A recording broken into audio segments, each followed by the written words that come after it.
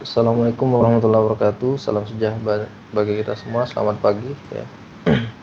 Waalaikumsalam. Jadi hari ini kita akan melanjutkan perkuliahan kecerdasan buatan di pertemuan ketiga. Di pertemuan ketiga ini saya akan membahas tentang uninformed search atau blind search ya. Kalau sebelumnya pertemuan sebelumnya kita belajar tentang searching ya untuk problem solving. Nah, ini kita mempelajari tekniknya. Mungkin agak sedikit teknis ya. Sedikit teknis dan kurang teoritis. Karena teoritisnya nanti untuk masalah teori bisa kalian search di internet banyak sekali ya. Nah, di sini saya banyak memberikan contoh-contoh kasus biar ngerti cara ngitungnya. Karena kebanyakan kalau kita belajar algoritma kadang implementasinya nggak paham kan. Kita mesti nyari-nyari lagi. Mending langsung ke contoh kasus tinggal. Jadi pendekatannya itu bottom up ya. Kita ke kasus baru ke teori. Sama aja nggak masalah. Oke, jadi hari ini pertemuannya, materi pertemuannya, kita review pertemuan sebelumnya, terus saya jelaskan singkat tentang uninformed search apa gitu ya. Terus nanti kita lihat contoh-contohnya. Kemarin ada breadth first search, BFS, ada uniform cross search atau jigsaw algorithm ya. Ada depth first search, DFS. Nah, selain tiga ini banyak sebenarnya. Nanti kalian cari di internet banyak banget. Tapi ini kebetulan yang sering dipakai untuk contoh pengenalan tentang uninformed search ya. Terus nanti ada pengenalan materi. Oke, kita lihat, kita review dulu pertemuan sebelumnya. Pertemuan sebelumnya masih membahas tentang agent ya, tapi lebih ke arah searching ya. Jadi bagaimana agent itu mencari solusi. Jadi ketika agent diberikan suatu task, suatu tugas untuk mencapai goal tertentu, apa yang harus kita identifikasi? Yang pertama itu tujuan, ya kan? Jadi kita harus definisikan dulu. Kemarin ada istilah problem formulation, ya kan? Selain tujuan nanti ada problem yang harus dirumuskan. Terus problem. Ya, problem kemarin ada 5 bagian: initial state, ya, set of action, transition model, goal test, dan path cost. Ya, path cost function ada 5 bagian. Nah, biasanya masalah itu ada itu. Ya. Nah, apakah cuma 5 bagian ini aja ya? Tergantung problem, tergantung kasus, ya, tergantung kasus. Jadi kasus kalau misalkan memang dibutuhkan untuk ditambah lagi bisa gitu. Tapi minimal contohnya seperti ini. Terus lingkungan permasalahan direpresentasikan oleh ruang keadaan. Lingkungan permasalahan direpresentasikan oleh ruang keadaan, state space ya. State space. Jadi tentu setiap sistem yang kita bangun dia punya environment, lingkungan. Karena nggak seperti kita pun sebenarnya terbatas, manusia itu kan terbatas, kita punya lingkungan.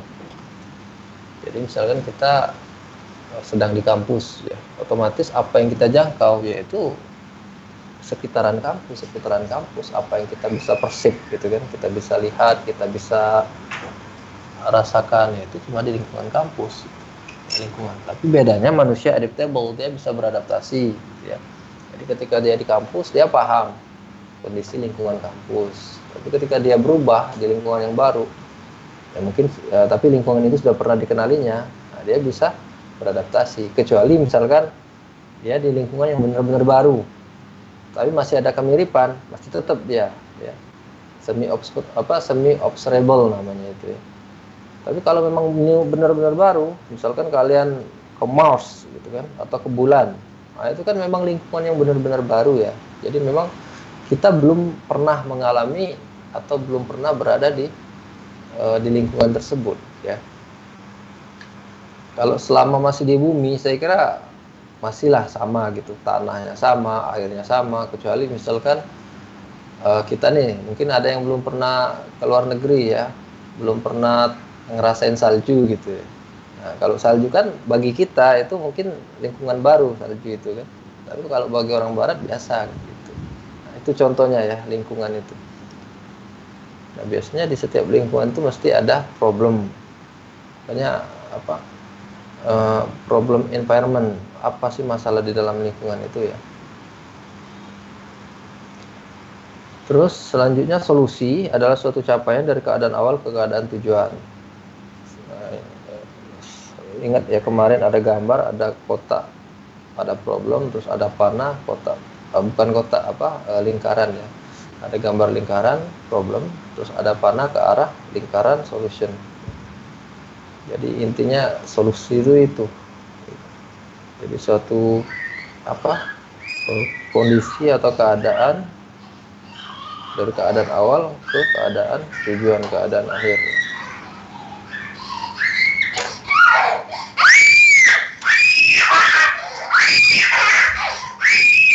Terus, nah untuk mencapai solusi, untuk mencari solusi kita membutuhkan algoritma pencarian. Jadi algoritma pencarian itu merupakan teknik untuk mencari solusi ketika diberikan suatu problem atau masalah. Nah, biasanya diukur ada completeness, optimality, kompleksitas waktu ya, time complexity dan space complexity. Ini untuk mengukur. Tapi biasanya yang paling gampang dipakai itu kompleksitas waktu dan kompleksitas ruang. Oke. Ini sekedar review saja pertemuan kedua yang kemarin ya. Silakan dibaca-baca lagi atau ditonton ulang penjelasannya. Sekarang kita masuk ke uninformed search. Uninformed search, pencarian buta, blind search, dikenal juga pencarian buta.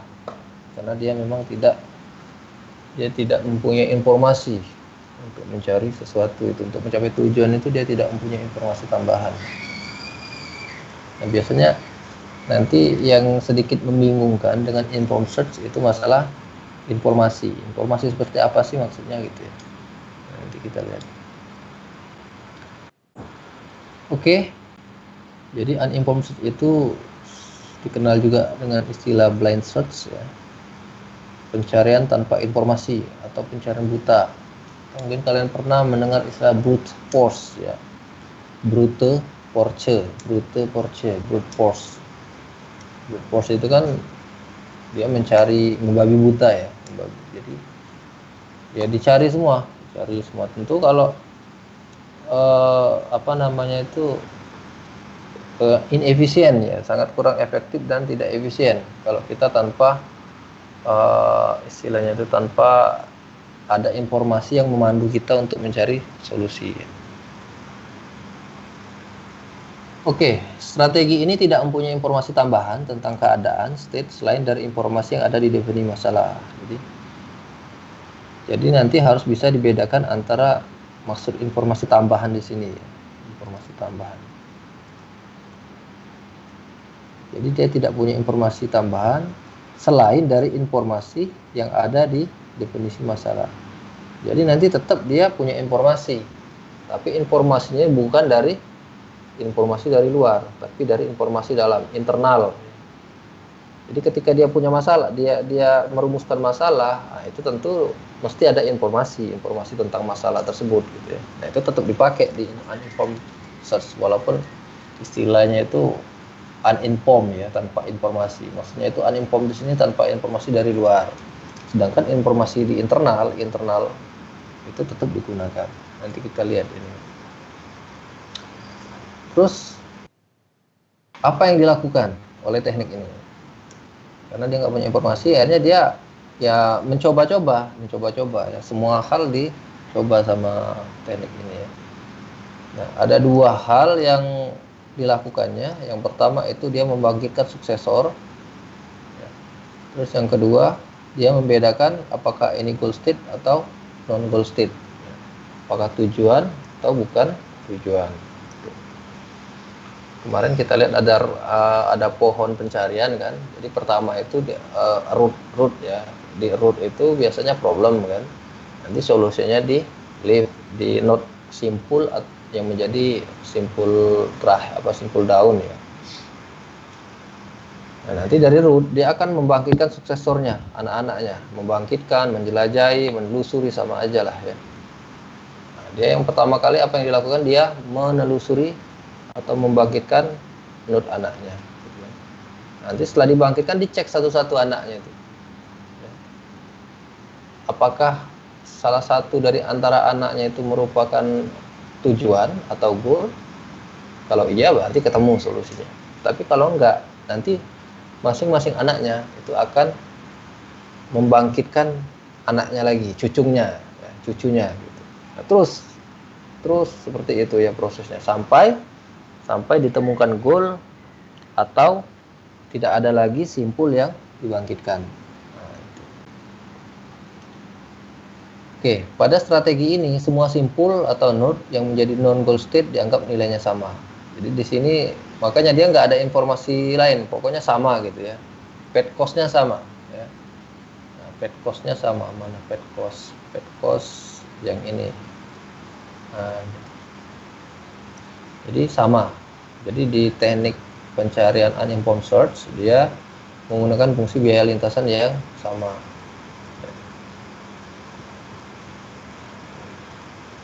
Terus oke. Nah, ini untuk mengevaluasi tetap yang dipakai untuk evaluasi tetap ada 4 tadi ya, ada completeness, optimality, time complexity, dan space complexity. Tapi biasanya dipakai time dan space. Ya. Nanti ini variabel time dan space complexity-nya ada branch, faktor percabangan ya, berapa banyak level ya, berapa banyak cabang yang dihasilkan. Ada deep, ada kedalamannya ya, berapa dalam. Ininya apa levelnya ya, kalau cabang ini kan cabang banyaknya anak, percabangannya ada berapa. Terus maksimum, panjang maksimum setiap lintasan. Nah, biasanya ini kita untuk menghitung ini menggunakan notasi big O.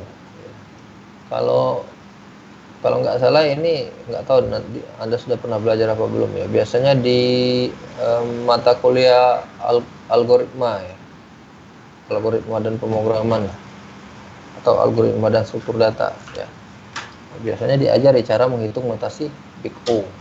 Jadi misalkan kita ada punya kode program atau algoritma gitu, nanti bisa dihitung berapa ini nilainya.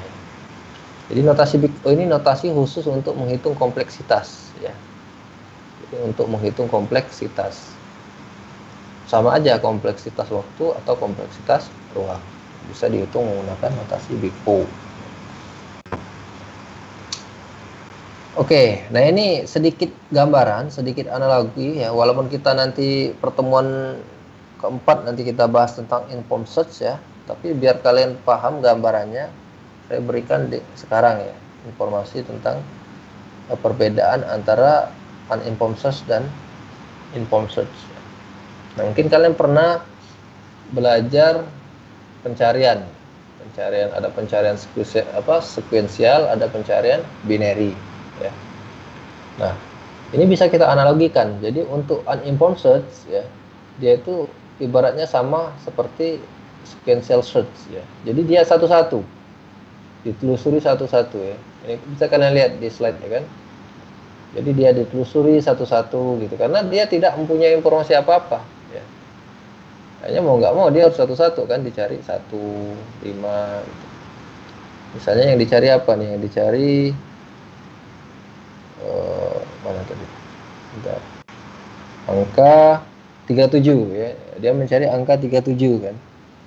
Nah, kalau sequential search dia akan satu-satu mencari. Tapi kalau binary search, nah, dia lebih sedikit cerdas ya dibandingkan sequential search ya. Nah, cerdasnya terletak di mana? Ya, dia menggunakan strategi namanya itu divide and conqueror ya. Jadi ada data dibagi terus nanti dicek nilai yang kita cari itu lebih besar apa lebih kecil gitu. Kalau lebih besar, maka dia akan ke area yang lebih besar. Ya, kalau lebih kecil, maka dia akan ke area yang lebih kecil. Misalnya, contohnya. Oke, kita lihat mana belum. Nah, yang binary search ya, dilihat. Nah, dia langsung dibagi dua ya datanya. Nah, ternyata lebih kecil. Kalau lebih kecil dia ke area yang lebih besar. Nah, begitu seterusnya kan sampai ditemukan. Ya. Nah, yang dikatakan informasi tadi apa? Yaitu tadi, ya, strategi ini. Jadi pengecekan apakah nilainya lebih kecil apa lebih besar. Itu kan informasi kan. Kondisi logika lah ya intinya. Bisa dibilang logika. Jadi di binary search ya, kita berikan logika, informasi ya berupa berbentuk logika. Sehingga dengan logika tersebut dia lebih efisien dan lebih efektif.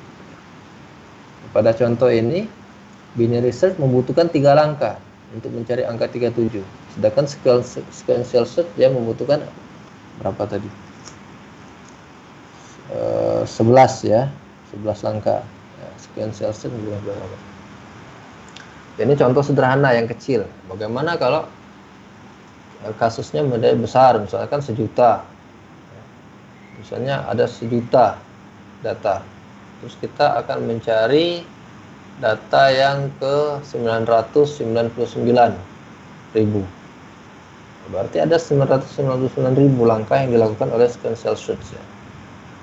Jadi semakin bertambah ininya datanya, maka semakin inefisien, semakin tidak efisien menggunakan pencarian sequential. Nah, itu bedanya ya, logikanya, analoginya. Yang membedakan nanti antara uninformed search dan informed search ya. Saya kira udah ada gambaran ya, karena ini beda nanti, tergantung kasus ya, tergantung kasus. Kapan kita menggunakan uninformed, kapan kita menggunakan informed. Ada keunggulan, ada kekurangannya. Oke, nah ini kalau kalian lihat di table ini ya, ini perbedaan antara uninformed dan informed. Jadi yang pertama pengetahuan dasar, kalau uninformed nggak ada, kecuali informasi atau pengetahuan yang ada di masalah. Ya. Maksudnya itu ketika kita rumuskan masalah, dia otomatis nanti muncul informasi atau pengetahuan yang berasal dari masalah itu. Sedangkan kalau yang informed, kita menggunakan pengetahuan dari luar. Ya. Pengetahuan dari luar. Nanti pertemuan berikutnya kita bahas tentang informed. Terus cakupannya luas, sedangkan informed sempit. Nah, ini yang membedakan ya.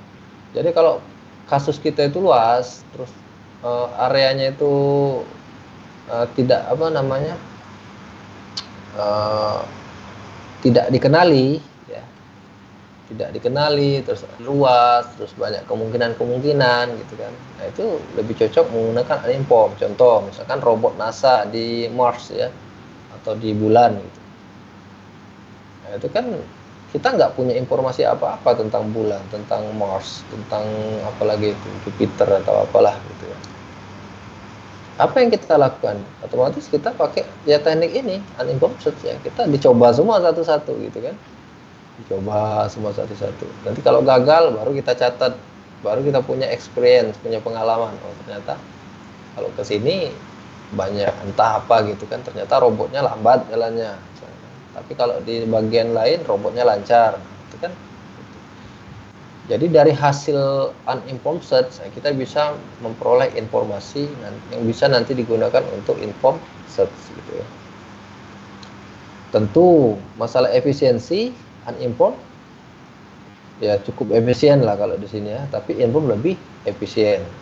Jadi kalau di sini perbandingannya untuk masalah efisiensi, jadi ya informed lebih efisien dibanding uninformed. Walaupun ini ya juga bagus ya, tergantung ininya, tergantung algoritma dan infrastruktur ini, spek komputernya. Biaya ini tinggi, sedangkan ini rendah. Tingginya di mana? Ya ketika kita ingin memberikan informasi ke informed search ya, tentu kita membutuhkan biaya, dan ini nggak murah gitu kan. Jadi untuk mencari tahu atau menggali tentang pengetahuan yang bisa solving problem di kasus informed search itu butuh biaya. Ya. Sedangkan kalau uninformed kan nggak, ya kita biarin aja gitu kan, yang penting dia nyari sendiri kan, kita nggak perlu ngapa-ngapain, yang penting kita pakai algoritmanya, udah ada case-nya, suruh cari sendiri dia gitu. Nah, kalau ini enggak, dia banyak sekali nanti. Jadi yang mahal itu ketika kita mendefinisikan pengetahuan untuk informed search-nya itu. Kinerja tentu ini lambat, ini cepat, ya, karena ini memang dia sudah sudah disetting sedemikian rupa, sehingga dia hasilnya lebih bagus. Nah, ini contoh-contoh algoritmanya. Ini akan kita pelajari hari ini, ada BFS, UCS, DFS, dan lain-lain. Banyak, ya, silakan dicari. Nah, ini untuk pertemuan berikutnya nanti Grady Buzzwords, Astar ini sering dipakai di game. Ini cukup cukup optimal lah ya. Setahu ya, karena saya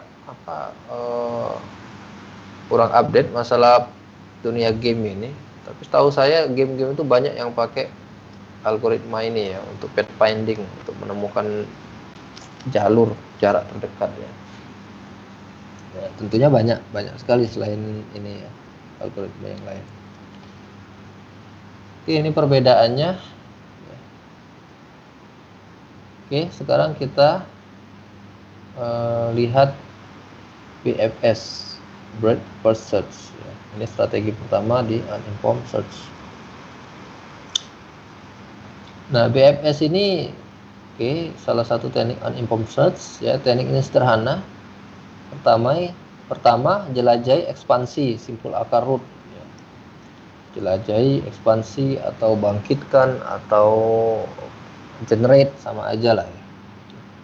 Jadi nanti ada simpul akar ya, terus nanti kita jelajahi seluruh simpul suksesor, simpul anaknya dari root, begitu seterusnya sampai ditemukan solusi atau seluruh simpul selesai dijelajahi. Oke, nanti kalian ini bisa pahami sambil lihat contoh. Kalau udah lihat contohnya baru ngerti nanti. Oke, proses penjelajahan dilakukan berdasarkan tingkatan level ya.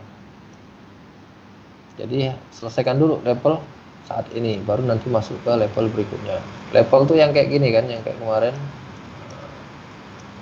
Ini ada root, ini anaknya, ini cucunya ya. Nah, ini level 0, ini level 1, ini level 2, dan seterusnya ya.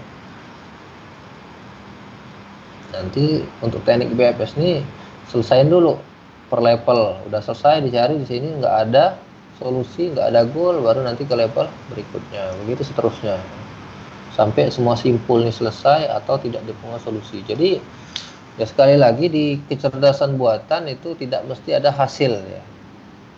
Jadi setiap masalah itu belum tentu ada solusinya. Tapi nggak error, programnya nggak error. Beda dengan konvensional program. Kalau konvensional program kan mesti kalau nggak ada hasilnya, ya dia akan error biasanya kan, atau looping terus menerus ya, biasanya kayak gitu. Jadi untuk konvensional program itu kan kalau ada dua kondisi lah biasanya kan, di runtime-nya ya, error runtime-nya. Kalau nggak dia error langsung interrupt, langsung keluar. Kalau nggak dia looping terus menerus, ya sama aja. Nah kalau ini nggak, dia selesai gitu tapi nggak ada hasil ya, fail, gagal hasilnya gagal gitu. Itu kalau di program kecerdasan buatan. Nah ini contohnya lah ini ya. Ini ada apa?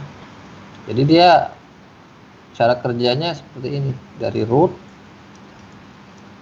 ini root ya, terus nanti dia ke kiri dulu ya, karena kan harus bisa dibedakan antara tree dan graph ya.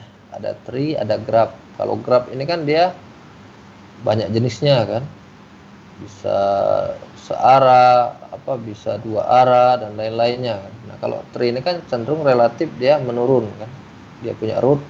Kalau graph kan nggak punya root, jadi mesti seperti ini. Walaupun nanti untuk kasus kita kasihkan juga yang contoh graf, karena nggak setiap problem itu root. Ini root, nggak setiap problem itu binary search, pohon pencarian, bisa juga berbentuk graf. Oke, penelusurannya dari atas ke bawah, tapi dari atas ke bawah ke sebelah kiri dulu, gitu ya. Ditelusuri seperti ini dah ya. Nah, angka ini menandakan urutan 0 root, terus ke sebelah kiri dulu 1 ya, ini simpul. Terus nanti setelah 1 ke saudaranya, simpul sebelah kanan ya. Nah, ini nanti bisa lagi dibuat misalnya kan, kalau misalkan ada apa gitu, bisa ke sini dulu dia. Nanti setelah ini selesai semua, satu level dijelajahi, dieksplorasi, diekspand, baru dia ke level berikutnya. Ini kan level 0, ini level 1, ini level 3, terus sampai ke bawah ya. Jadi selesai level 1, terus dia balik lagi ke sebelah kiri posisi awal, terus seperti itu sampai ditemukan goal atau tidak ada lagi anak. Misalnya inilah habis anaknya, ini kan udah nggak ada lagi anaknya kan, berarti selesai kan. Nah, kalau sampai sini ternyata nggak temu goal, berarti dia fail, gagal, berarti nggak bisa ditemukan solusi. Bisa nggak seperti ini? Bisa. Jadi bisa jadi ketika dia mengenerate node ya, solusinya nggak masuk ya. Ternyata sebenarnya ada solusinya, tapi di algoritmanya itu ini nggak, misalnya ini goalnya ya, kan ada ruang keadaan, state space, kemarin kita bahas ya. Ini kan anggap saja goal gitu kan, state. Nah, ini kan state. Nah, di dalam state ini kan ada initial state, ada goal state ya kan. Misalnya itu yang kita anggap aja ini initial state. Nah, terus ini goal state. Ini aja lah. Ini state, ini goal state. Nah, ketika ini dirumuskan ya, masalahnya dirumuskan, terus kita buat algoritma ya, otomatis dia akan, misalnya anggap saja ini akan jadi pohon pencarian sini.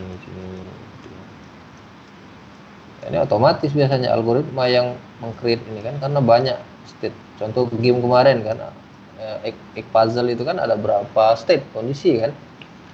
Ya, itu manusia nggak mungkin bisa membuat ininya pohonnya itu ya.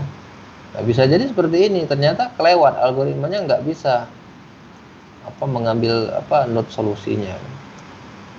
Akhirnya dia nggak bisa menjangkaunya, bisa aja, makanya fail ya, gagal ya, tergantung kasus. Kalau game kemarin kan domainnya kan discrete ya, jadi gampang domainnya itu ya, memang jelas.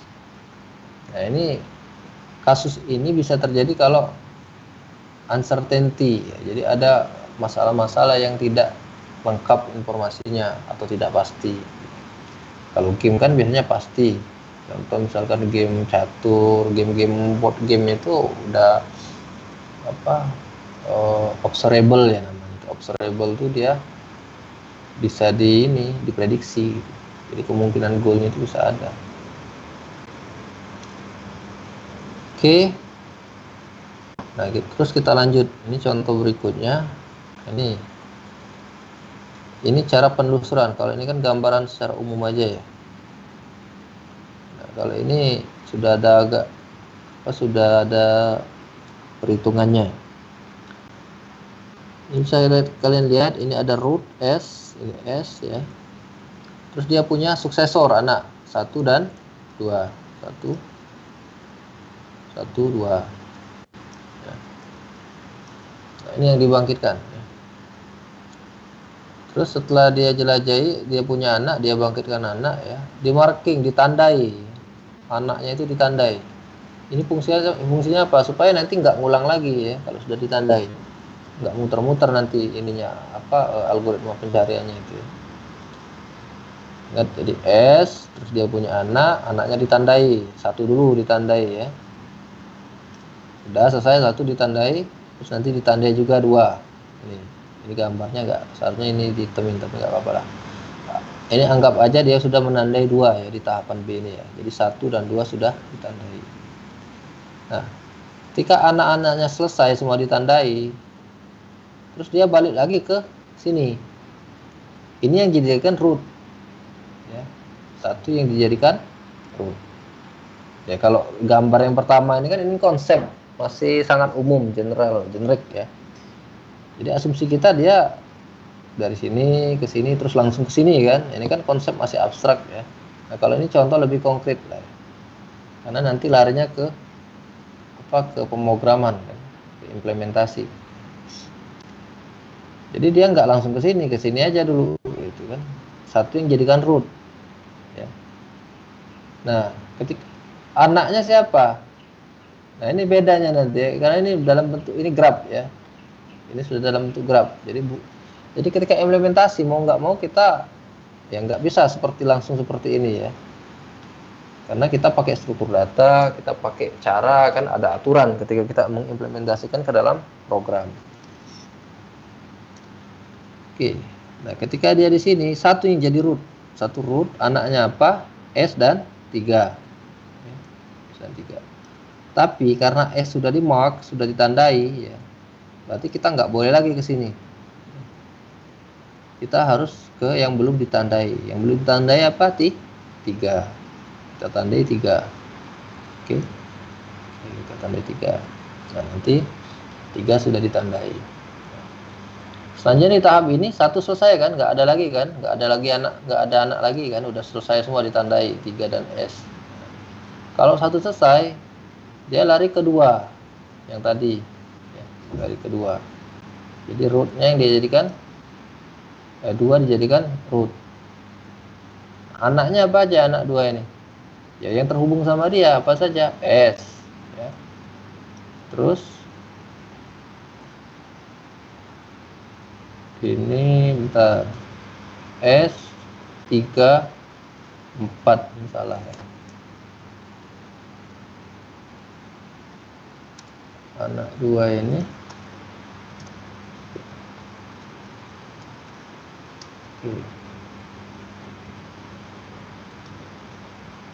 ini salah tadi, silakan diganti. Oke, ini rootnya 2, terus anaknya ada berapa? 1 2 3 kan. S 3 4.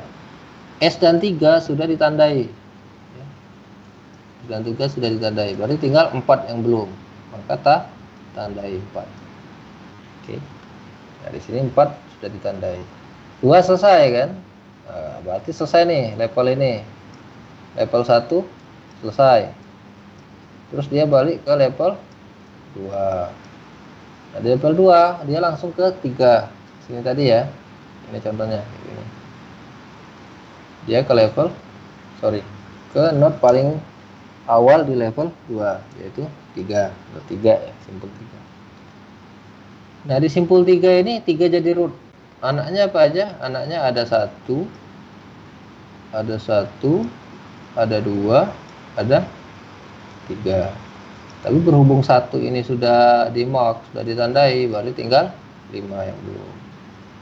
Nah, makanya 5 ditandai. Ya. Selesai. Ya. Selesai. Sampai di sini, tetapi di sini masih ada kan, dia masih ada proses ya. Jadi dikatakan selesai itu kalau sudah selesai semua, sudah ditandai semua kan. Jadi tetap masih ada langkah selanjutnya 5 yang dijadikan root ya. Terus anaknya 3 suksesor ya. Nah, terus dicek ternyata 3 sudah ditandai. Berarti nggak ada yang di marking selesai. Oke. Oke, mudah-mudahan paham ya. Mudah-mudahan paham. Oke, lanjut. Nah, di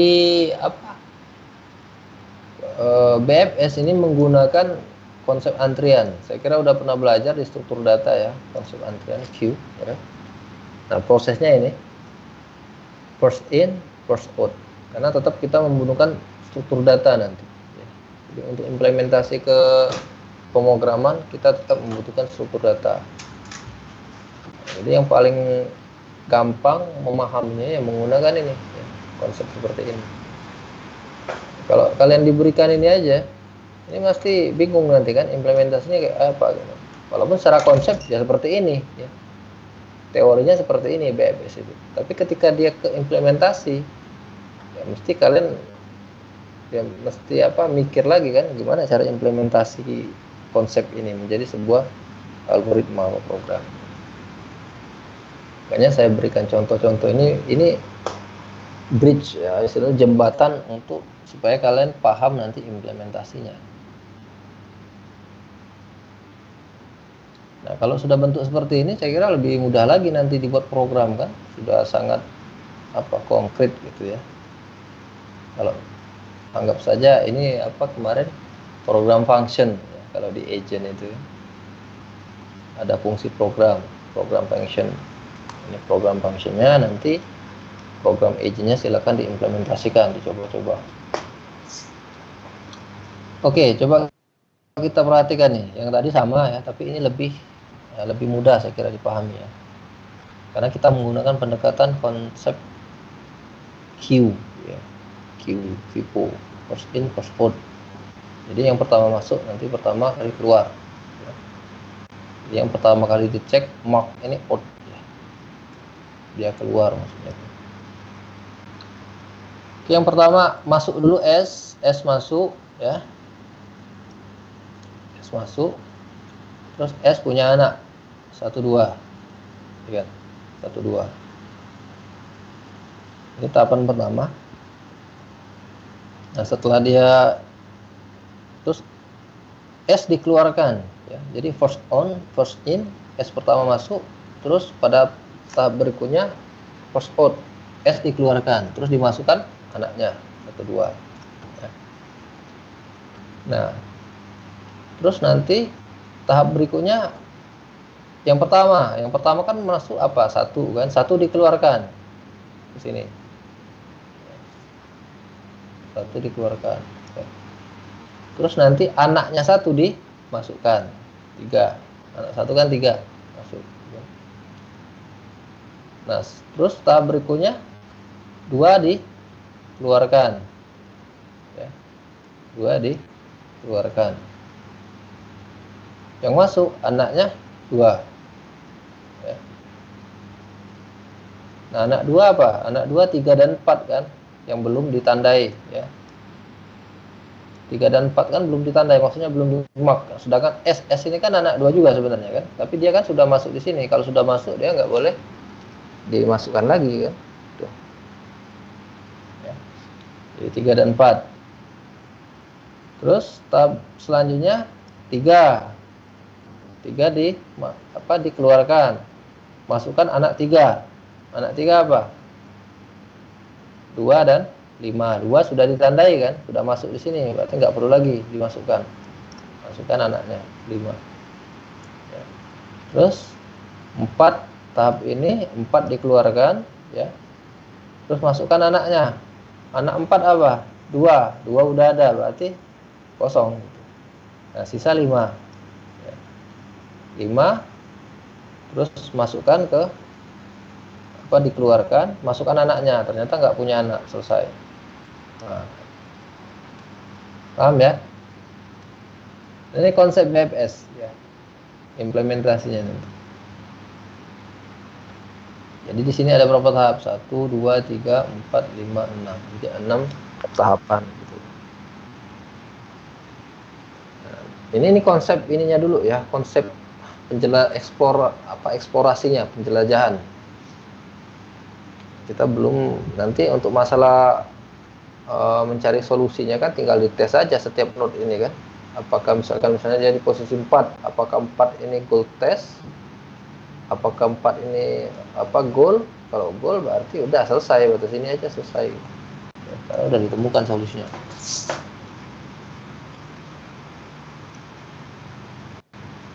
Oke, nah ini contoh kasus tree, tapi masih ada grafnya juga.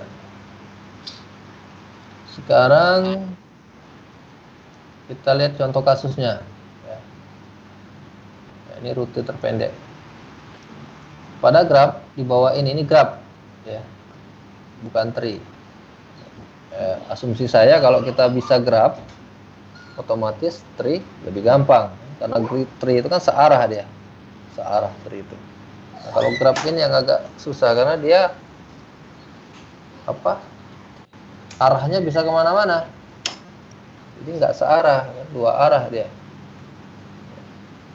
undirected ya. Misalnya A ke B, terus A ke D, tapi F bisa ke A gitu ya. Oke, nah pada kasus ini bagaimana cara mencari rute terpendek menggunakan BFS? Dari awalnya dari A ke E, ini tujuannya ya. A initial state, E goal state. Nah, bagaimana mencarinya? Ya kalau kita coba-coba, oke lah, secara visual saja kita bisa menebak gitu kan. Nah, ini sedikit kan. Oke. Kalau secara manual mana jarak terpendeknya? Yang jarak terpendek A, B, C, ya enggak? Nah, ini jarak terpendek kan, A, B, C, E, ya kan? Kalau A, B, F nggak bisa dia, ya, itu yang terpendek. A, B, E nggak bisa karena E-nya panahnya arah ke sini. Ya, gampang kalau kita manual, gampang karena ini cuma 7 node, 1, 2, 3, 4, 5, 6, 7. Bagaimana kalau 100 node? Wah, itu sama kayak Miz ya, tahu ini ya, Miz itu game Maze ya. Nah, yang nyari ini loh, ada apa namanya, nah misalkan ini kan banyak jalan-jalan apalah gitu ya, terus nanti cari keluar itu, nah mana jalan yang menuju keluar, sama kayak gini, ini initial state, ini goal state. Nah, kita bisa menyelesaikan problem ini menggunakan BFS. Nah, itu salah satu fungsinya ya. Nah, untuk real case-nya silakan kalian carilah nanti. Kira-kira yang mirip-mirip kasus seperti ini ada nggak di dunia nyata nanti. Kalau ada berarti bisa diselesaikan menggunakan BFS. Oke, bagaimana caranya?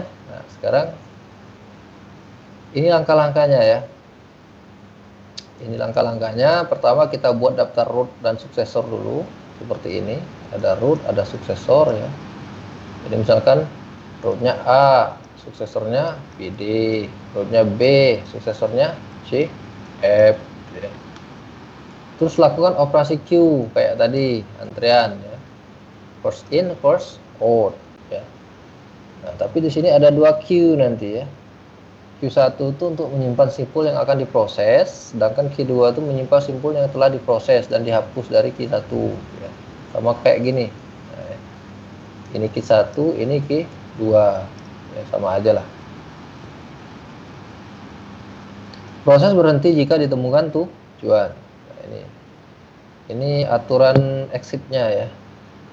Exit clause.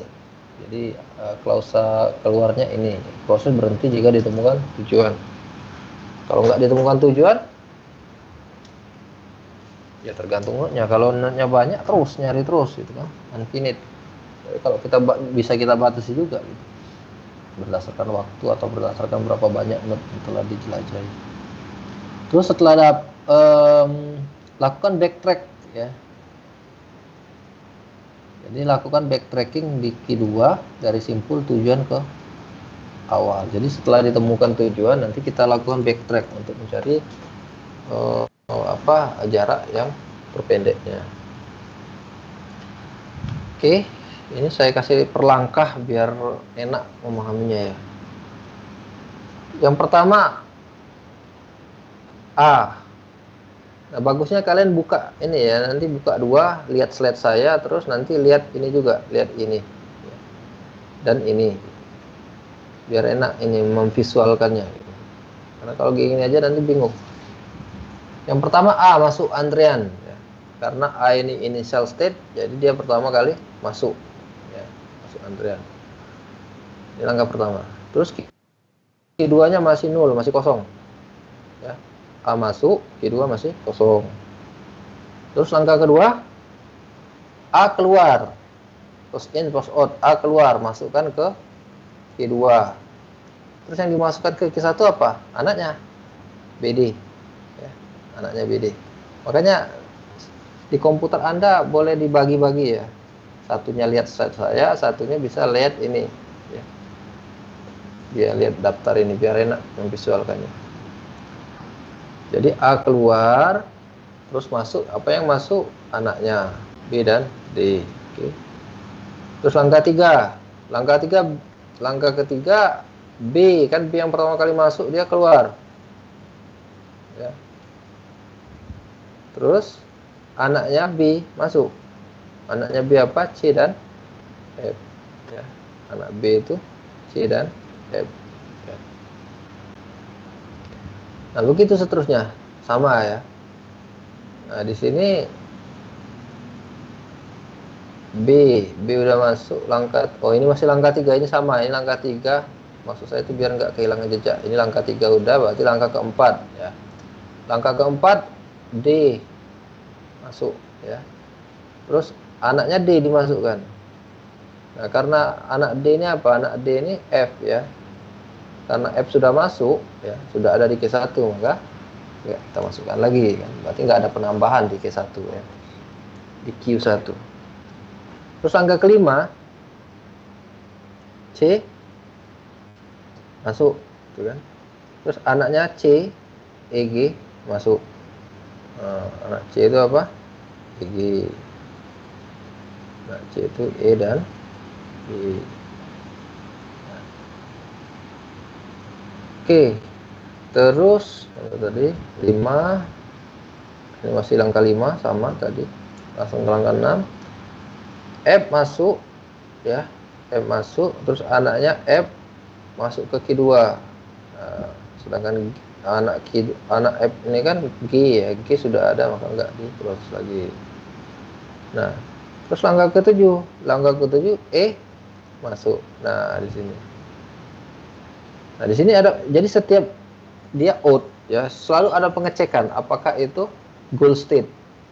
Nah, kalau jadi setiap dia masuk ke Q2, setiap node masuk ke Q2 itu dicek dulu sebelum masuk kan, apakah dia goal state. Kalau dia goal state, kita stop ya, jadi nggak perlu lagi nanti G masuk ya, karena ini asumsinya sudah ditemukan. Nah, inilah solusinya ya, dari initial state ke goal state. Nah, ini yang dikatakan solusi. Masuk ya, cocok dengan teorinya ya, bahwa solusi itu tahapan dari goal initial state ke goal state. Nah, tahapan-tahapan ini, sequence of action ya. Jadi sequence of action from initial state to goal state. Inilah solusinya. Ini jadi solusi dari problem kita. Nah, setelah dapat ini kita backtrack. Oh sorry, backtracknya belum ya, belum sampai nih. Tapi minimal sini sudah ada, arahnya sudah jelas bahwa nanti kemungkinan ya ini solusinya. Nah, kita lakukan backtrack dulu ya. Jadi backtrack itu dicari yang berhubungan saja, karena bisa jadi antara B, D, C ini nggak ada hubungan kan. Makanya kita cari yang ada link, yang ada kaitan ya, relasi. Nah, di backtrack ini yang kedua kita lakukan backtrack ya. Mulai dari E, dari goalnya. Nah, di goal E ini root E itu apa? Root E ternyata C ya, bukan G. Oke, G kita coret. Root E itu C. Root E C. Dari mana dapatnya E? Cari E. E ini ya. Rootnya apa? C. Berarti kita kaitkan, berarti E berkaitan dengan C, bukan dengan G gitu ya.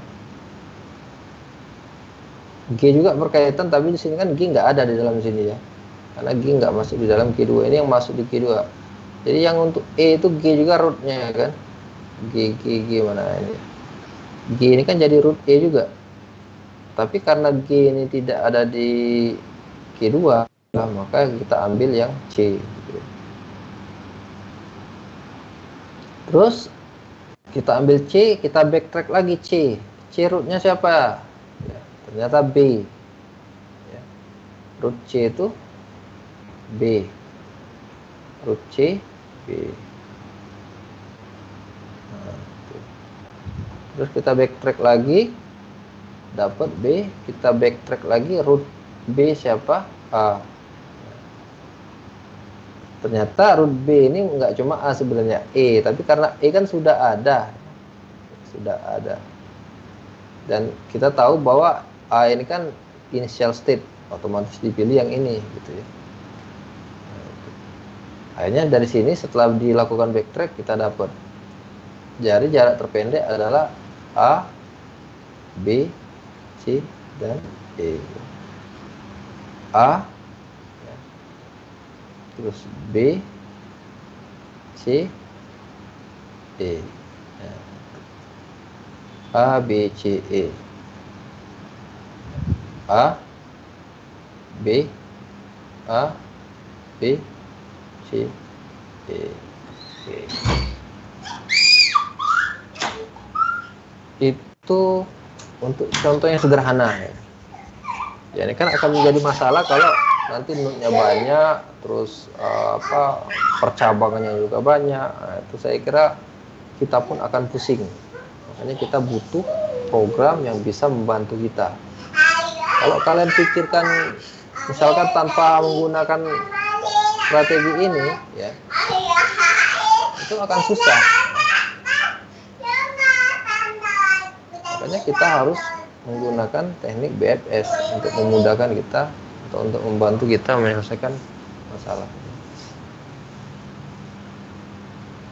Oke, saya kira udah paham ya, sederhana konsepnya BFS. Nanti silakan diulang lagi biar lebih paham lagi cara menghitungnya. Nah, ini algoritmanya. Kalau kalian pertama kali belajar algoritma ini, sebentar ya, ini agak kurang konsen.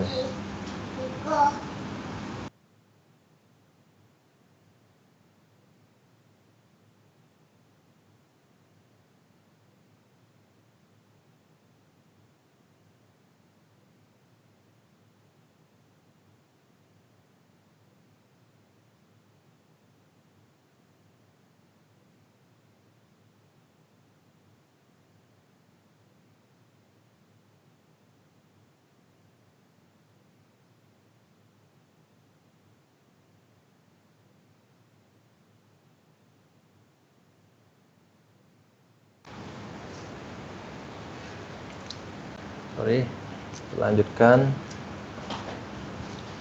Nah, kalau kalian pertama kali disajikan ini, nah itu ya bisa aja mungkin dipahami, tapi saya kira tetap harus ada penjelasan secara runtut dan teknis ya. Nah, intinya sama aja kalau ini algoritmanya, algoritma BFS. Nanti setelah kalian tahu cara menghitungnya baru ngelihat ini ya, saya kira lebih minimal ada informasi yang bisa membantu Anda untuk memahami algoritma ini. Nah, saya paling senang kalau pendekatannya bottom up ya. Jadi kita mencoba dari yang teknis dulu, yang nggak apa-apa hitung-hitungan sederhana, hitungan dasar gitu, baru kita belajar ke yang lebih teoritis gitu ya. Jadi pendekatan saya yang paling enak itu praktik dulu baru teori gitu. Ya, tergantung ini ya, passion lah. Silakan nanti dipelajari nih algoritmanya. Nah, saya punya kasus Yang sering main game, saya kira udah familiar lah. Biasa ada minimap, biasanya kan namanya minimap kalau di game itu ya. Minimap, peta kecil. Biasanya berisi player, ada targetnya juga, ada obstacle-nya juga, ada musuh dan lain-lain lah ya. Nah, kalau saya kasih kasus ini gitu. Kira-kira yang dipilih jalan mana? Jalan ke kiri atau ke bawah? Bisa kalian buat grabnya.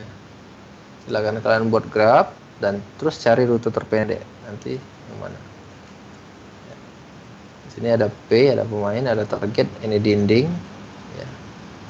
Yang ini dinding, terus ada jalan, putih jalan, ini sumbu X.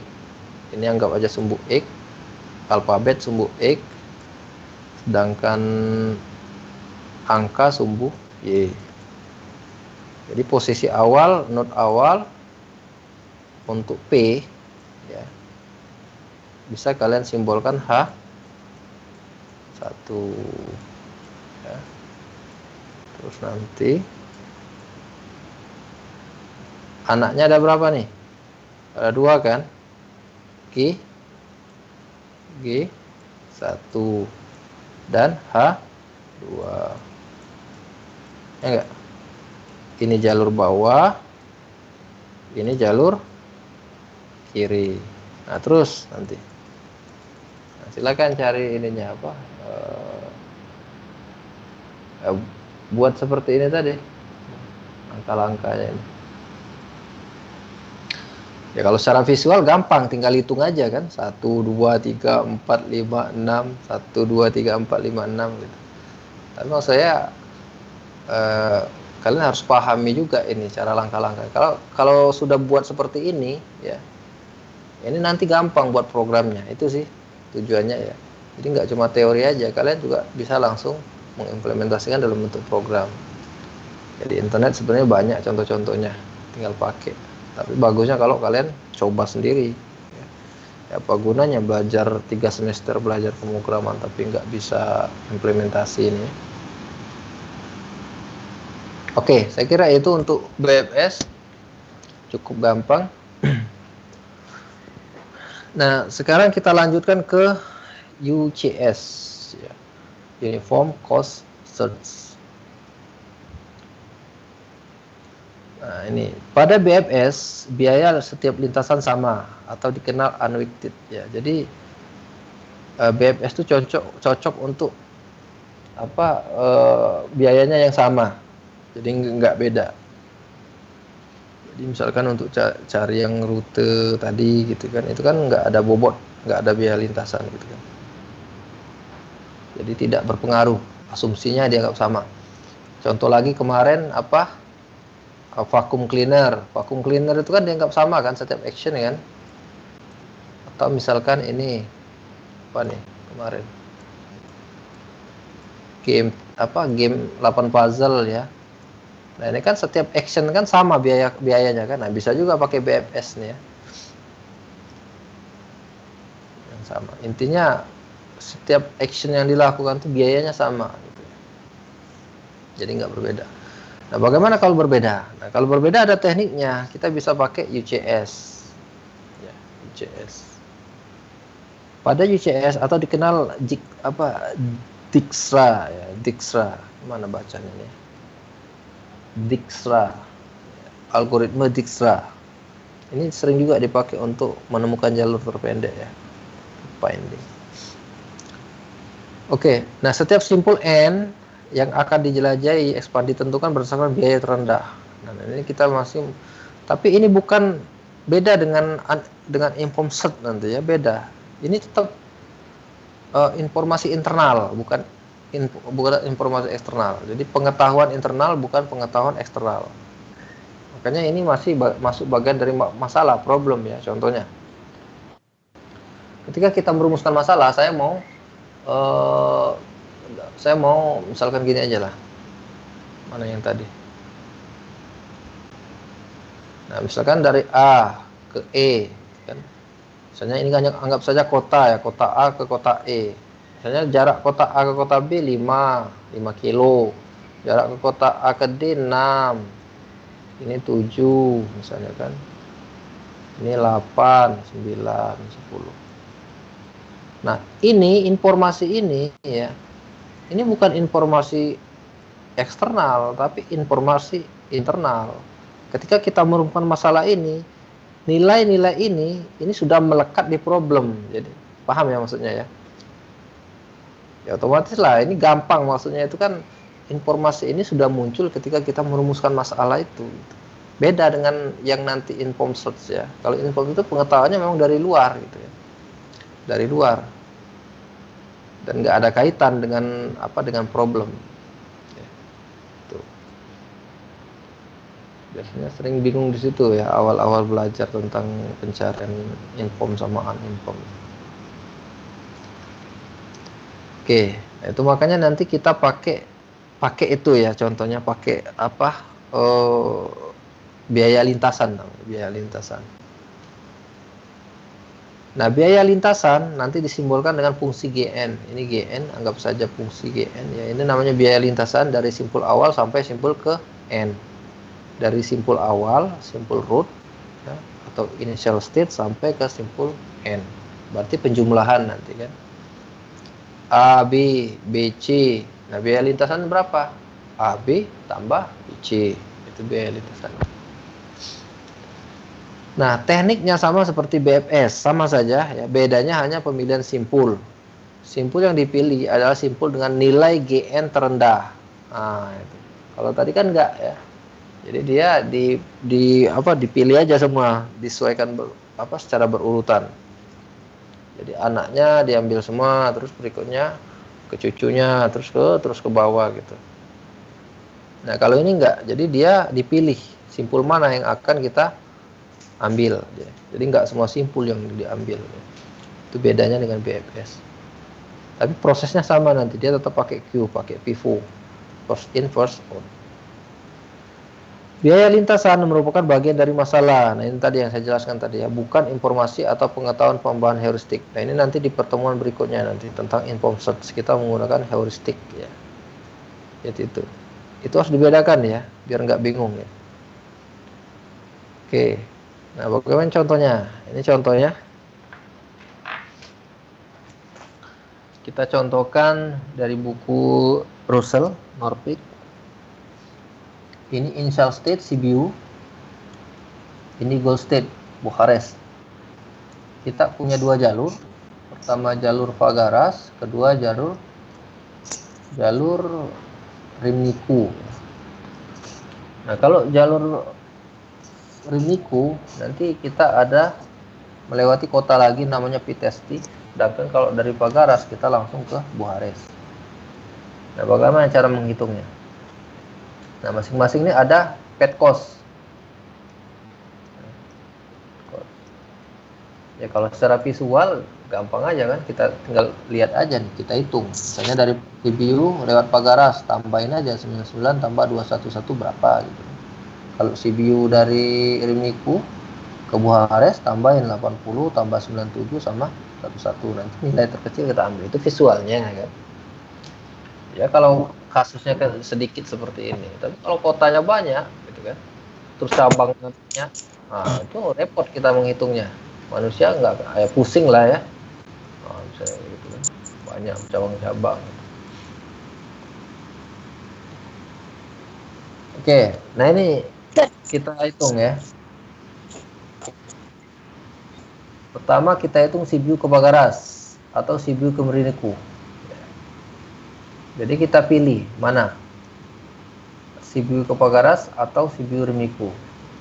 Kita pilih yang terkecil, ya, yang terkecil.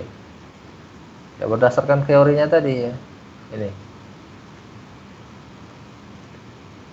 Jadi pemilihan simpul yang dipilih, ya, simpul yang dipilih adalah simpul dengan nilai Gn terendah, nilai Gn. Nah, kita lihat nih nilai Gn-nya.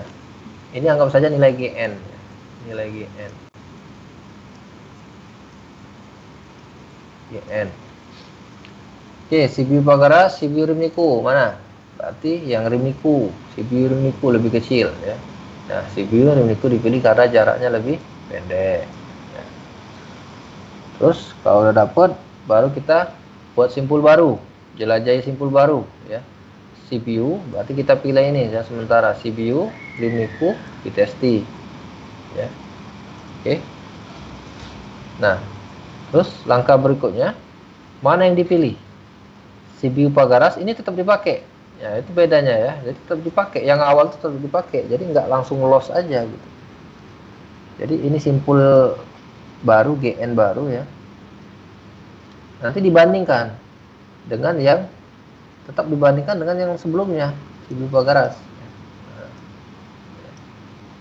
Nah, setelah dibandingkan, ternyata CPU Pagaras lebih kecil GN-nya ya.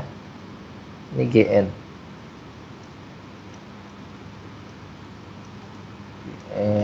Ingat ini GN nih.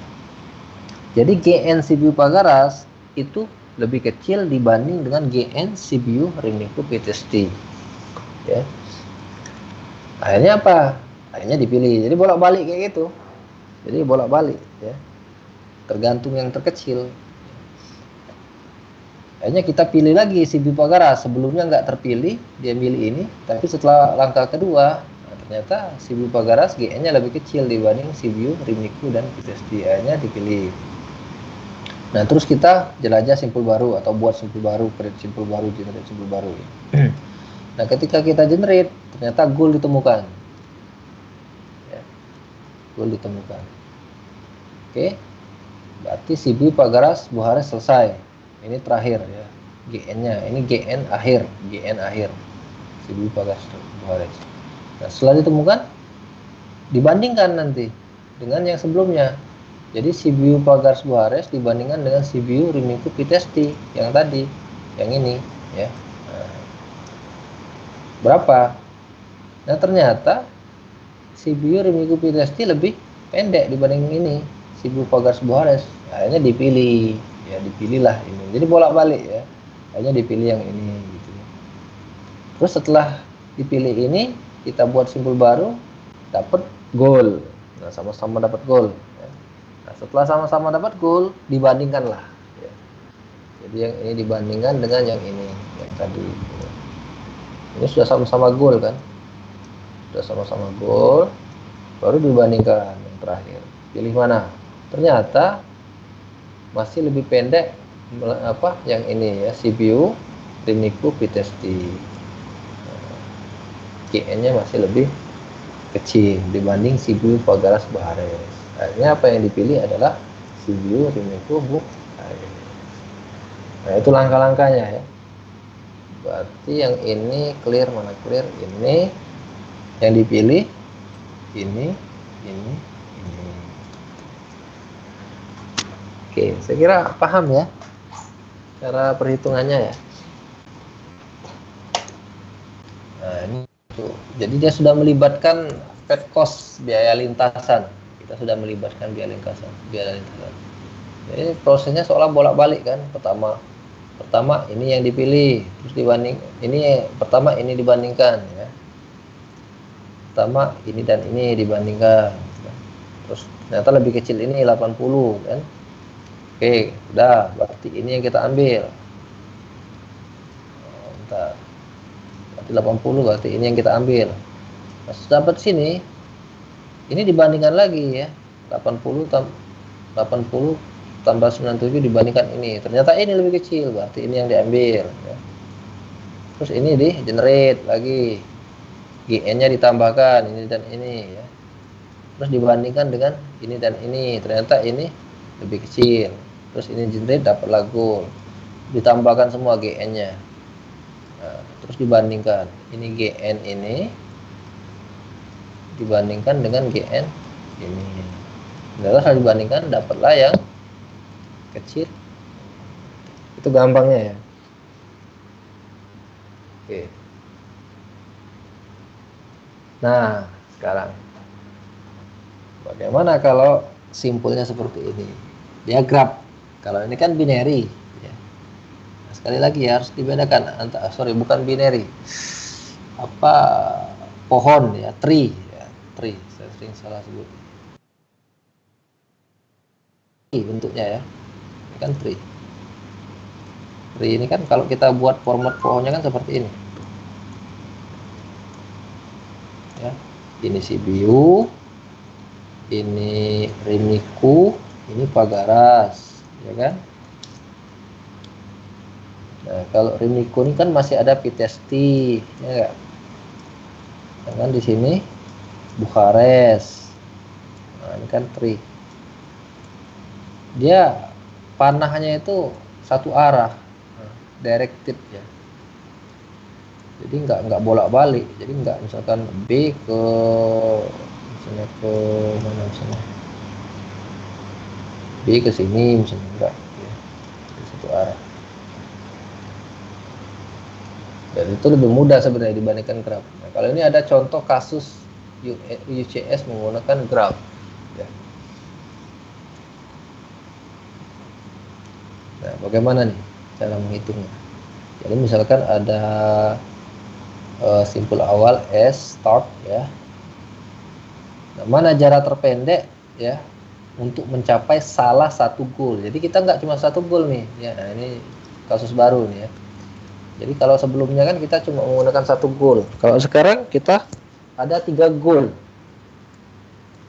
Nah, mana salah satu yang dicapai dan yang terpendek. Jadi dari apa? Jalur mana yang paling cepat menemukan goal? Entah G1, G2 atau G3. Mana yang paling cepat di antara simpul-simpul ini? Ya.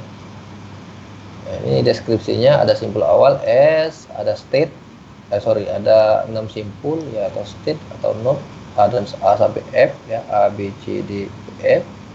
Ada goal, 3 goal G1, G2, 3. Dan biaya tiap lintasan. Masing-masing ada biaya. Jalur mana yang paling cepat menemukan goal? Oke. Nah, yang pertama sama seperti tadi ya, kita buat apa namanya, ada root, ada suksesor, ada biaya. Konsepnya sama, kita pakai Q sama seperti tadi, tapi bedanya nanti kita sertakan biaya. Oke, yang pertama S masuk antrian Q1, S masuk Q1, Q2-nya masih kosong. Oke, ini. Nah, terus langkah kedua S keluar, first in first out.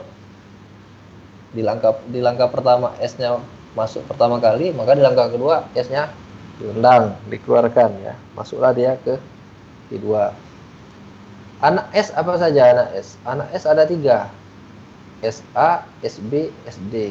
Ini saya buat seperti ini biar enak trackingnya ya, bahwa karena ini kan bisa satu node itu bisa ada berapa suksesor ya. Jadi SA, SB, SD.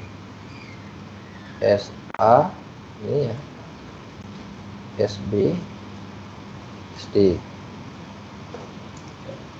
Kalau SC ini bukan, panahnya ke sini SC ini. Bukan ada. Oke. Nah, masing-masing ada cost-nya.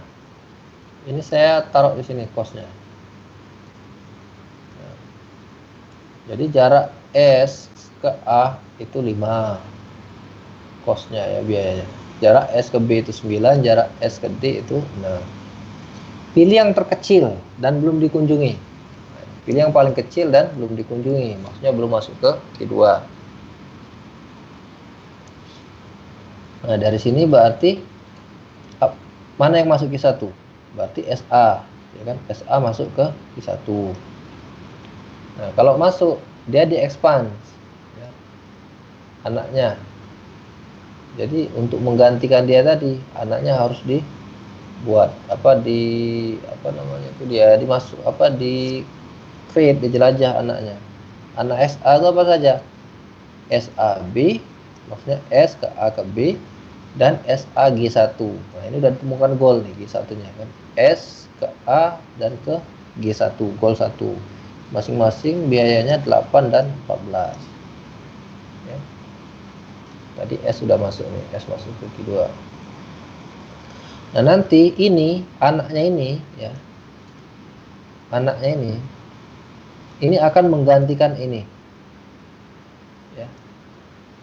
Jadi ini dicoret, terus digantikan dengan SAB dan SAG. Nah, di langkah berikutnya ya, SAB dan SAG. Nah, ini tetap nih, SB9, SD6 tetap ya, SB9, SD9. Jadi ini yang baru untuk dibandingkan.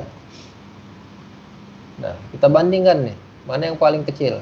SD6, SD ya, SD kan 6 nilainya, yang lain kan 8, 14, 9.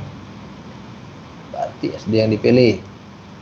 Terus di-generate anaknya, SDC, SDE. Ini kebetulan nilainya 8 sama ya. 8. Nah, ini akan dicoret ya. Terus ini digantikan dengan ini. SDC 8, SDE 8. Terus dibandingkan lagi nih. Oh, tadi ini Q2A masuk ya, yang A masuk. Sorry, yang langkah 3 tadi kan A, ini kan A. Ya. Berarti A masuk dulu. A masuk dulu baru nanti kita bandingkan tadi. Oke, selesai. Tadi masuk D, langkah 3, langkah keempat D masuk dulu. D masuk. Ya, biar gampang lah. D masuk dulu baru nanti dibandingkan tadi ya.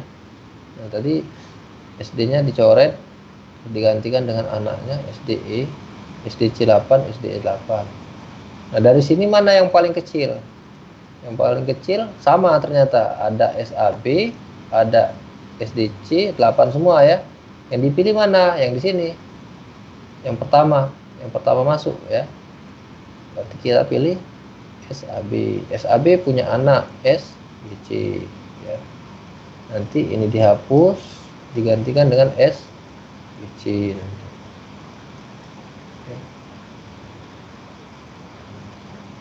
Terus, nah di sini ya. Nah di sini dibandingkan lagi. Oh sorry, B dulu masuk. B di Q1 masuk ke Q2. Terus nanti ini dibandingkan yang paling kecil mana. Nah ini pilih salah satu lah. Misalkan pilih yang C dulu ya, yang C. Terus dia punya anak. Ya.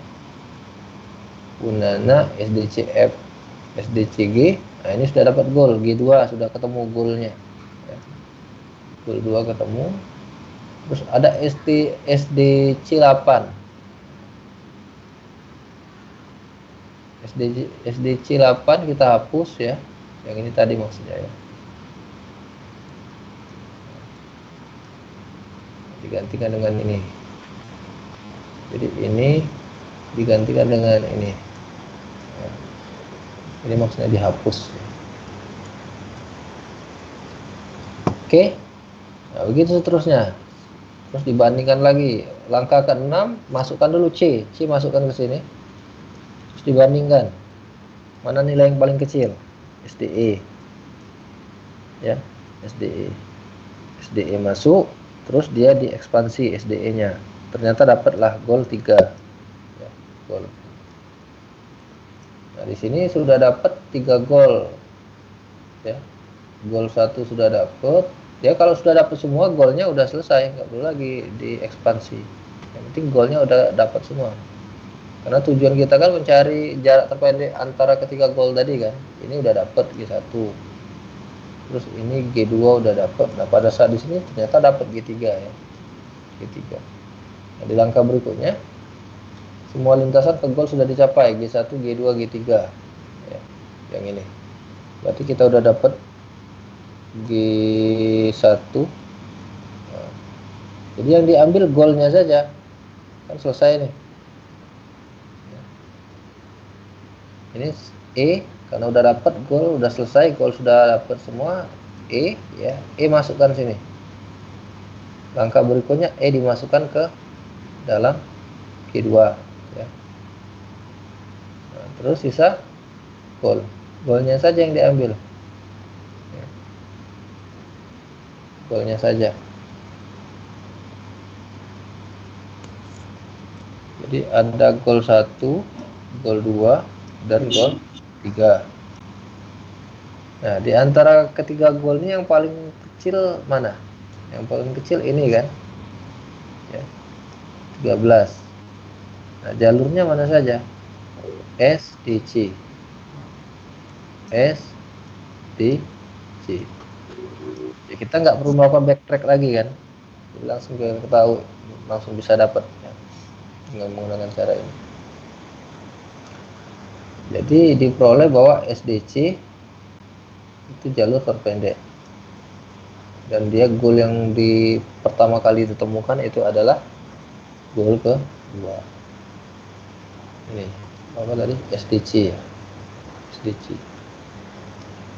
Jadi ini SD, ini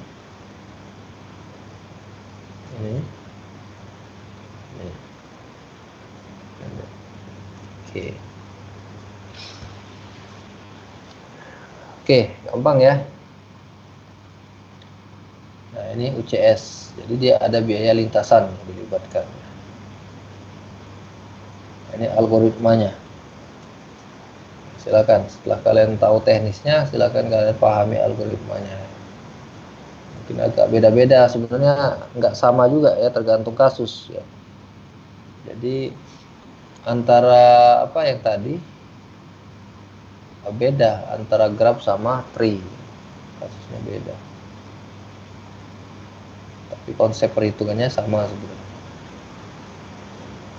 Oke, selanjutnya DFS, kita lanjut saja. Nah, proses ekspansi DFS berbeda dengan BFS dan UCS. Nah, ini udah agak beda ya. Kalau dua ini kan mirip, BFS, UCS. Bedanya kalau ini tanpa biaya lintasan, kalau ini dengan biaya lintasan, ada GN. Kalau ini enggak ada. Nah, ternyata beda. DFS berbeda dengan kedua ini ya. Kalau DFS menjelajahi seluruh simpul dengan menurun sampai tidak ditemukan lagi suksesor, kemudian melakukan backtracking. Lakukan backtracking juga.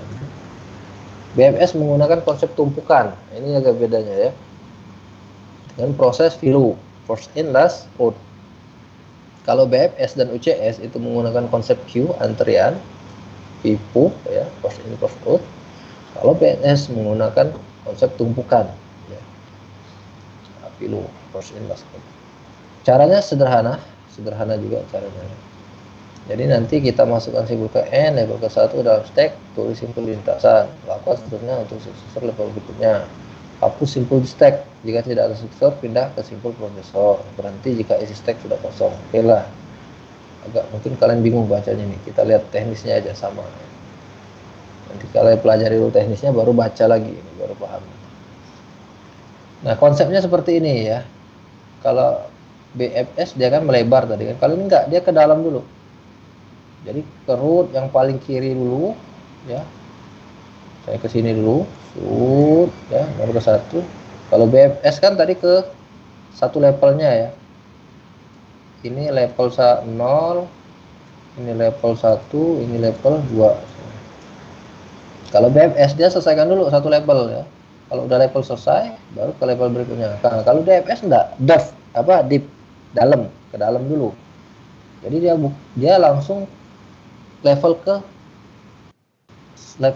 I ya, level seterusnya dulu yang dijelajahi. Misalnya sini level 1, terus nanti habis belum selesai level 1 dia langsung ke anaknya yang ada di level berikutnya, di level kedua gitu kan. Jadi kayak gini, set 1 terus ke sini ya. Nah selesai di sini ternyata nggak ada lagi anak, dia pindah ke atasnya lagi, terus dicari lagi ada nggak saudaranya, ada. Kalau nggak ada lagi terus baru ke atas lagi, nah, baru nanti ke sini ya, terus ke sini, ke atas lagi, baru ke sini. Nah, ya teorinya seperti itu kan, gampang kita memahaminya kan, tapi bagaimana implementasinya ke pemrograman nanti kan. Makanya disebutkan di sini DFS menggunakan konsep stack, tumpukan ya. Saya kira kalau kalian sudah belajar di ngambil mata kuliah struktur data, dipelajari kan, ada queue, ada stack dan lain-lain kan. Ya, ternyata kepake nih di kecerdasan buatan. Nah ini, jadi untuk DFS bisa menyelesaikan problem ini puzzle ya. Jadi misalkan ini initial state-nya ini ya, terus dia punya anaknya kemungkinan kan, anaknya ini kan kemungkinan. Jadi bisa 7 digeser ke kiri, bisa 6 digeser ke bawah, atau 5 digeser ke kiri. Ini 7 kanan, 7 geser ke kanan, 6 geser ke atas, 5 digeser ke kiri. Ini kan kemungkinan anaknya kan, anaknya yang jadi kemungkinan. Tapi sorry, ini untuk BFS kayaknya nggak cocok ya. Jadi untuk yang egg puzzle itu bisa menggunakan DFS. Kenapa nggak cocok? Karena kalau BFS kan dia ya malah nggak efisien. Pertama dia dicek ini gitu kan, terus dicoba ini gitu ya, dicoba ini bisa aja tapi nggak efisien. Otomatis time-nya lebih banyak ketimbang DFS. Ya tetap ketemu, bisa jadi ketemu solusinya bisa gitu, tapi kurang optimal. Kalau kita pakai BF berarti kan ini dulu diperiksa ya. Ini dulu diperiksa, selesai nggak ada. Ini oh nggak ada lagi. Ini bayangkan berapa banyak ininya ya, waktu yang dibutuhkan. Nah kesini baru dia dapat goal. Otomatis nggak efektif. Sorry, BMS bisa tapi nggak efektif ya. Nah, yang agak sesuai, agak cocok dengan kasus ini, kita bisa menggunakan fungsi DFS. Kenapa? Karena dia ke dalam dulu ya. Karena asumsinya untuk setiap ya, makanya tergantung kasus. Sekali lagi ya, teknik pencarian itu tergantung kasus. Jadi kita nggak bisa juga mengatakan misalkan BFS lebih baik dari DFS. Nggak, tergantung kasus. Untuk kasus egg puzzle itu mungkin lebih cocok menggunakan DFS ya, karena kasusnya memang seperti itu ya. Contoh misalnya ini state-nya ini tadi ya. Nah anaknya berarti ini kan kemungkinan ya, kemungkinan. Misalnya kita pakai yang ini, misalnya pakai yang ini, ya bisa juga ditemukan goalnya kan, karena bisa jadi setelah kita telusuri ke bawah ada goalnya gitu. Ada goalnya. Asumsinya kita mengambil ini. Jadi kalau pakai DFS kan otomatis kita coba sesuai dengan skema DFS. Pertama kita ambil anaknya di level ke I, di node ke N. Berarti ini dulu yang diambil kan. Nah setelah ini dapat, baru kita lihat lagi anaknya. Nanti lihat lagi anaknya. Terus anaknya ini. Anaknya ini. Ketemu nggak di sini? Ternyata di sini nggak ketemu. Ya. Kalau nggak ketemu dia balik lagi ke atas. Ini ke atas ke sini. Ini yang dijelajahi. Terus ke sini. Sini. Ketemu nggak? Nggak. Balik lagi dia. Ini.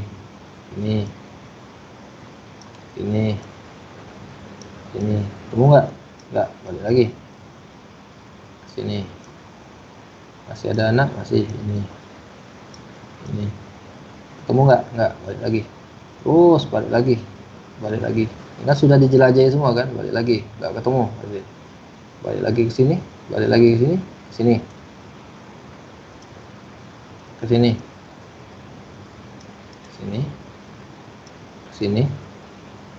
Terus masih ada anak. Mana anaknya dua? Ini. Ya. Habis. Balik lagi ke atas. Sini. Yep. Ke sini. Terus ke sini. Belum ketemu. Belum. Hop, hampir. Balik lagi, nggak ada lagi anaknya ya. Ke atas sini, ke sini. Nah, sini. Ini baru ketemu nih. Ini. Ya, baru ketemu goal. Nah. Jadi kalau DFS ya dia lebih optimal ketimbang BFS kan. Karena nggak semuanya dicari gitu. Ini nggak perlu dicari. Ya. Seperti itu. Ya based on case lah ya, jadi tergantung kasus. Makanya pentingnya perumusan masalah tadi, kita harus paham masalah kita apa gitu. Ketika kalian pengen merancang program untuk menyelesaikan permasalahan egg puzzle, kalian harus pahami dulu problem di egg puzzle itu apa sih gitu. Setelah kalian paham, baru nanti cari metode yang cocok, yang sesuai untuk menyelesaikan masalah ini. Oke, saya kira dari contoh sini udah ada gambaran ya perbedaan antara BFS dan DFS. Nah, ini contoh seperti tadi. Kalau tadi Q ya di BFS, sekarang ini ya sama DFS. Ini pakai stack nanti. Ini contoh konsep yang seperti tadi ya. Jadi 1, terus habis 1 kita ke 2, terus 2 ditandai ya kan. Habis 2 ke 4 ya. Nah, 4 habis nih ya. Terus dia balik ke 2.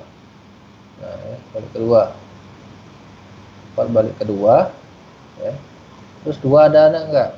Ada 5 tandai. Nah, tandai 5 di sini posisinya kan. 5 habis enggak ada anak, balik lagi ke atasnya. 2 habis, semua sudah ditandai anak-anaknya, balik lagi ke atas. Nah, di atas masih ada enggak? Ada 3 tandai. Ya. Nah, gitu aja sih. Sama kayak tadi konsepnya. Nah, sekarang oh ini ya, masih seperti tadi. Sama, masih menjelaskan konsep, tapi ini kita langsung implementasi stack ya. Kalau tadi kan sebenarnya queue antrian, ini stack. Oke, pertama A masuk. Kalau stack itu apa tadi? Pilu ya. First in, last out. Pertama kali masuk, terakhir keluar. Oke, langkah pertama stack. Ini stack, ada stack, ada pad nanti ya. Kalau tadi kan Q1, Q2, ini ada stack, ada pad. Stack itu stacknya, ini padnya yang dikeluarkan. Oke, pertama bukan dikeluarkan, maksudnya di apa ya? Ditandai lah, ditandai. Pertama stacknya A, padnya A. Oke, jadi A masuk, terus kita buat pad, buat jalur jejak ya. A. Langkah kedua B. Anak A itu kan ada B, ada E ya. Nah, anaknya yang pertama dulu B yang dimasukkan, masukkan dalam stack A, B, terus ditandai B. A udah tanda, B udah tanda, ini stacknya ada A, ada B. Udah ya. Nah, langkah ketiga bisa ditebak apa? C ya. Langkah ketiga C. Ya, B kan punya anak, C, D, pilih yang mana? Anaknya yang pertama dulu C. Nah, jadi C masuk stack, terus ditandai juga. Nah, langkah keempat, nah ini yang harus diperhatikan ya. Langkah keempat, C udah nggak punya anak lagi. Ya. C udah nggak punya anak lagi. Maka C kita hapus dari stack. Nah, ya. Jadi di langkah keempat, karena C tidak punya anak, kita hapus dia dari stack. Kita pop ya. Kalau stack itu kan ada push dan pop. Kalau pop itu kita hapus, kalau push itu kita masukkan. Berarti stack sekarang AB ya kan. Nah, stacknya AB. Nah, di B ada nggak anak? Oke, sampai sini aja dulu ya. Berarti posisi stack sekarang AB dan AB, padnya ABC tetap. Nah, stacknya aja yang berubah. Berarti stack sekarang posisinya A dan B. Terus di posisi B ada nggak anak? Ada. Anaknya apa? Selain C ya. C kan tadi udah. Berarti D anaknya. Anaknya B, D. Berarti D dimasukkan di dalam stack dan ditulis. Nah, itu ya. Langkah keempat, D tidak punya anak. Berarti D dihapus. Terus stack kita berubah jadi AB. Nah, terus di posisi AB, apakah B ini punya anak yang belum ditandai? Ternyata sudah semua. C sudah ditandai, maksudnya udah dalam lintasan lah ya. Udah dalam pad ya. C udah dalam pad, D udah dalam pad. Berarti B juga kita hapus. Tinggal stack yang tersisa sekarang A. Nah, lintasannya tetap Maksudnya petnya, berarti sudah ditandai semua nih kan, A, B, C, D. A, B, C, D. Ya, sudah kita tandai semua. Nah, terus baru kita balik ke A. Sekarang A dicek lagi. A punya anak dia, B dan E. Tapi yang belum ditandai, ada nggak? Ada, E. B sudah ditandai. Nah, sekarang E, berarti kita tandai yang E. Langkah berikutnya. Terus, caranya gimana? E masukkan dalam stack, dan ditulis di dalam pad E. Ya. Sama seperti tadi ya. Terus E, ini langkah keempat, salah ya.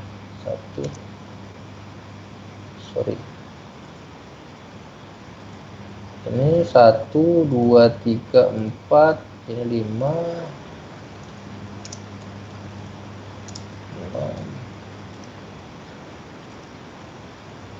7.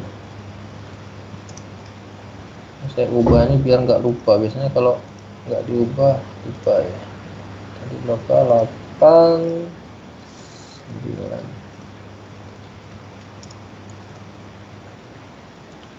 Selesai. Kita sampai tahap mana tadi? E. Kita sampai tahap 7 sini tadi ya. Stacknya E. Langkah ke-8, E punya anak nggak? Punya. FG ya. Terus F tadi belum ditandai ya. Terus kita tandai F ya. Kita tandai F, kita masukkan dalam stack dan kita tulis. Nah, selanjutnya balik lagi ke F ini kan nggak punya, di sini F dia nggak punya anak lagi kan, berarti F di pop ya. Tinggal AE stacknya. Nah, sekarang stack di E punya anak G ya. G ditandai, masuk, selesai. Berarti seluruh node sudah terjelajahi ya. Makanya dapat kita A, B, C, D, E, F, G. Apakah selesai? Belum. Nanti itu kondisi untuk DFS itu kondisinya setelah stack kosong semua ya, baru dianggap selesai gitu ya. Jadi nanti pad tadi AEG ya, AEG terus dicek. Ini kan posisinya di sini sekarang. Anggap saja program node-nya di sini posisinya ya. Nah, dicek G, apa G punya anak? Tidak. Berarti hapus pop. Tinggal AE. Terus dicek E. Apakah E punya anak yang belum ditandai? Tidak ada, sudah tandai semua, berarti E hapus. Tinggal A. Nah, sama kayak tadi kan. Sudah balik A, berarti A juga sudah selesai semua, ditandai semua, berarti kosong. Nah, kalau sudah kosong berarti baru berhenti. Nah, itu cara menjelajahnya ya. Beda dengan BFS tadi ya. Kalau BFS pakai queue, ini pakai stack.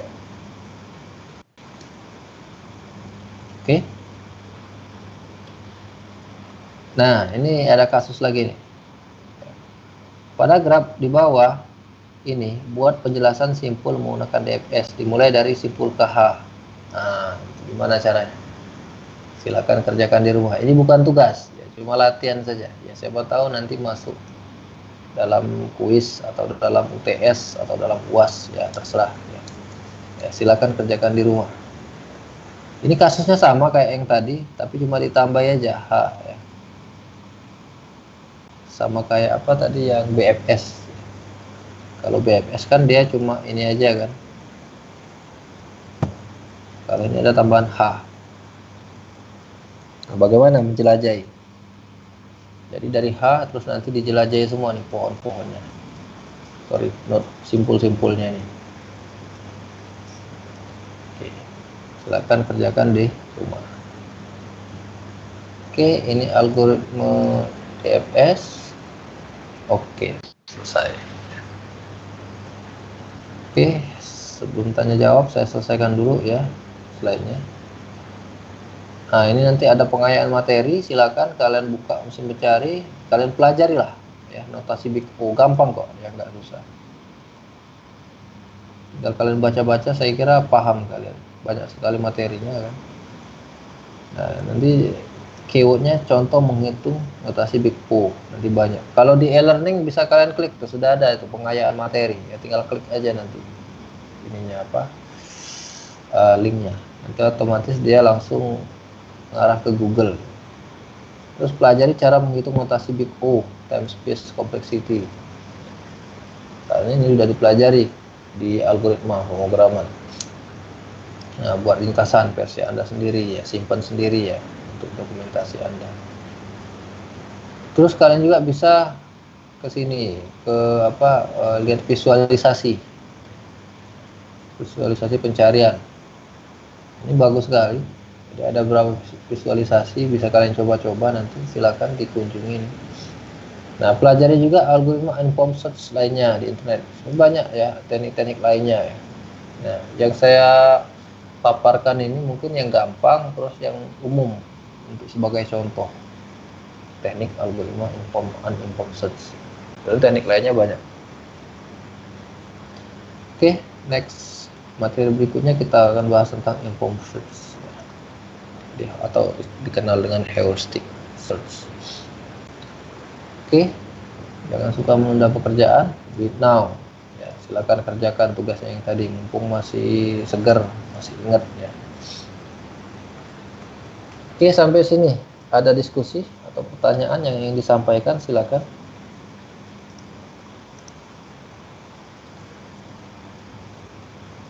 Nanti untuk silakan, ini absensi ya, jam udah lewat, berarti yang kelas A udah lewat, kelas C silakan presensi di e-learning ya, isi. Terus nanti untuk kelas tambahan dalam minggu ini, untuk pertemuan keempat, tolong didiskusikan ketua kelasnya kan, hari apa. Hari Selasa, Rabu, anytime, bisa kapan aja. Hari Kamis itu saya bisa jam 10 sampai jam 12 bisa ya. Ya jam 10 sampai jam 12 bisa untuk hari Kamis. Hari Jumat itu jam 8 sampai jam 10 ya, tuh jadwal kosong. Harapan saya nanti kita bisa mengganti minggu pertama yang kita terlewat ya, biar nanti sesuai dengan jadwal. Kalau untuk e-learning udah, karena memang aturannya, settingannya udah tetap ya seperti itu. Tapi tetap untuk pertemuan kita usahakan sama. Oke, saya kira itu informasinya. Mungkin ada diskusi nggak? Oke, saya kira jelas ya. Silakan nanti dipelajari lagi, ditonton lagi. Terus ada slide-slide yang berubah tadi diperbaiki lagi ya di catatan Anda. Oke, saya kira itu pertemuan hari ini, pertemuan ketiga. Terima kasih ya atas partisipasinya. Assalamualaikum warahmatullahi wabarakatuh. Waalaikumsalam warahmatullahi wabarakatuh. Terima kasih, Pak. Yo. Terima kasih, Pak.